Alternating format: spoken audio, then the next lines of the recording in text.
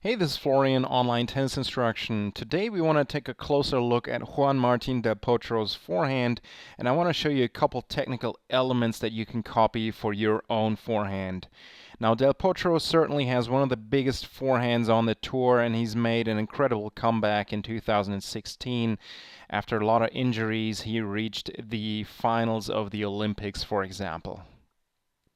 The first thing to note is that Del Potro has a very conservative grip. He has an Eastern grip, the index knuckle is on bevel 3, and a lot of people think that you need a semi-Western grip these days to play on the Pro Tour, but that is definitely not the case.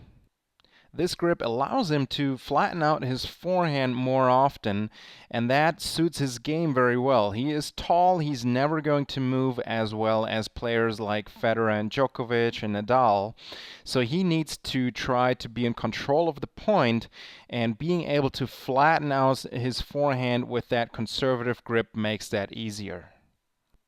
At the club level, this grip is definitely very effective. Usually you don't deal with balls that are bouncing super high because players are not hitting that much topspin. So I would much rather see somebody with this kind of a grip than a grip that is too extreme. So let's slow things down and take a closer look. Standard unit turn here, he keeps the left hand on the throat of the racket. This is all very standard. But if we pause it here, we see that his hand is very high. It is actually slightly above shoulder level, and it will rise even more after. And this is significantly higher than what we see with players like Federer, Nadal, and Djokovic.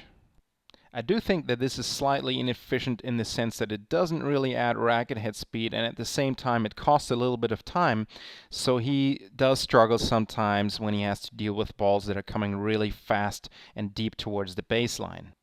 That being said, his game is built around being on offense and having time to hit big forehands, and I don't think it's a big issue for him. From the split step, he moves into a semi-open stance where the left foot is still slightly in front of the right foot. This is standard for pro tennis. They will hit semi-open stance most of the time. Del Potro also often hits with a neutral stance, and this is generally what I would recommend for you as well. Hit neutral or semi-open stance most of the time. From here he drops the racket down into the slot underneath the level of the ball so that he can swing low to high. And this is critical for you as well. You need to drop the racket underneath the ball so that you can swing low to high. The swing also goes inside out, which means from close to the body to away from the body, which is standard on all great forehands as well. So he swings inside out to contact. Here's the contact point, and we see that it's in front of the body. We also see that he hits with a straight arm. Now, this is something that some of the pros do. Federer and Nadal hit with a straight arm most of the time.